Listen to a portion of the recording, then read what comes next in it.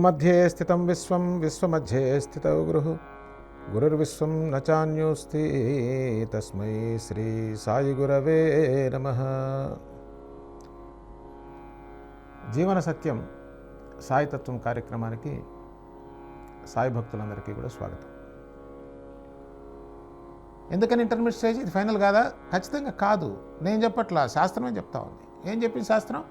ఇవన్నీ కాదని చెప్పిందా? Of course. ఏమని చెప్పింది? నామరూపములు మాయా అని చెప్పట్లా, వినబడట్లా, అర్థం కావట్లా. అందుకోసం ఇన్ని కొట్లాట్లు వస్తాయి.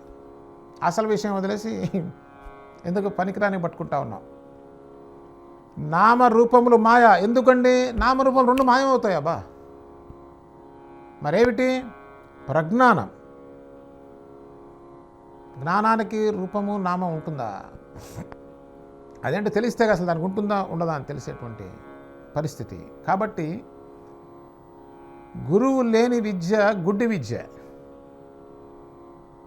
సరే అండి, నేను ఇప్పుడు ఏ గురువుని ఆశ్రయించాలండి? ఏ సూపర్ మార్కెట్లో కూర్చున్నారు గురువులంతా వరుసగా.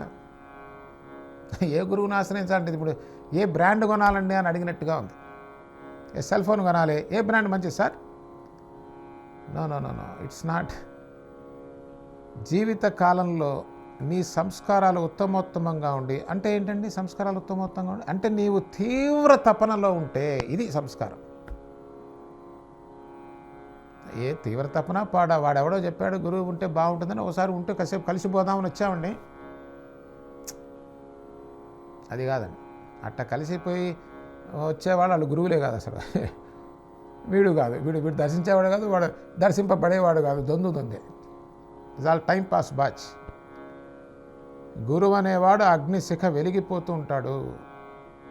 నీకు ఏ జన్మ ఆఖరి జన్మ, ఆ జన్మలో నీ గురువు లభిస్తాడు. ఇది గుర్తుపెట్టుకోండి.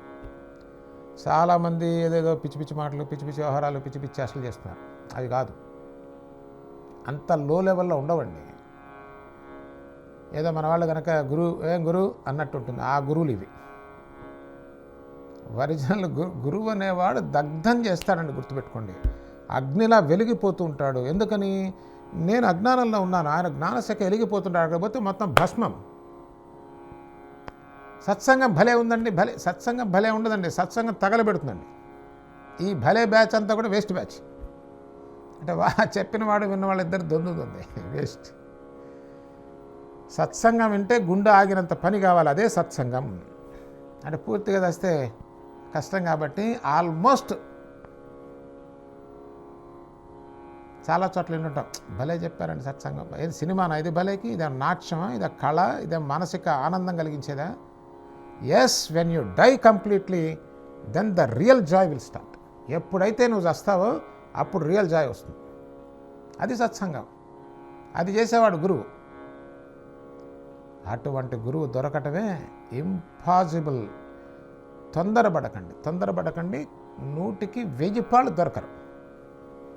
మరి దొరకని దానికి ఎందుకు చెప్తా? ఎందుకు దొరకనంటే మన దగ్గర అసలు ఆ తపనేది, ఆ తాపత్రయం, అది తెలుసుకోవాలన్నటువంటి బాధ ఉందా? ఎన్ని రాత్రులు ఏడ్చావు గురువు కావాలని? ఉన్న గురువుని ఎట్ట వదిలిద్దామని చూస్తుంటే.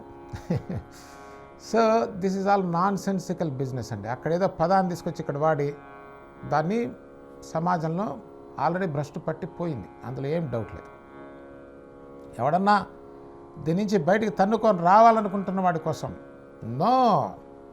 సాయిబాబా దగ్గర ఎలా ఉండేదనేది కొంత సచ్చరిత్ర చూసి తెలుస్తుంది మనకి. వణికిపోయే వాళ్ళకొకళ్ళు ఎందుకని? సాయిబాబా తిట్టేవారని అని అనుకుంటున్నారు కదా పుస్తకంలో రాసిన దాన్ని బట్టి చూసి. గురువు ఏం చేస్తారండి? సంకనేసుకుంటాడు, వెళ్ళంగానే తొక్కి పట్టి నారదీస్తాడు. వెళ్ళంగానే దండలేసి కూర్చోవాళ్ళతో పెట్టేవాళ్ళంతా బరువులు. ఇదంతా కలెక్షన్ ఏజెన్సీ.